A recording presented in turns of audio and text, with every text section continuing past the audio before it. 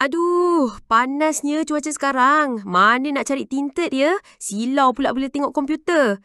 Korang ada masalah panas, silau dan tak ada privacy? Tengah cari tinted ke tu? Jom, Team Sun Ice Tinted Workshop bantu korang. Kami pakar dalam pemasangan tinted rumah, pejabat, bangunan dan lain-lain tempat.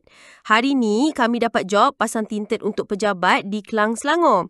Customer call Uncle John, dia mahu pasang tinted untuk pejabatnya yang terlalu cerah, panas, silau dan tiada privacy. So, Uncle John pun recommend tinted SICH 08 Black USA dan Frosted Pattern. Tinted SICH 08 Tim Uncle John pasang untuk cermin yang menghadap luar pejabat. Frosted Pattern pula Tim Uncle John pasang pada cermin partition bilik meeting.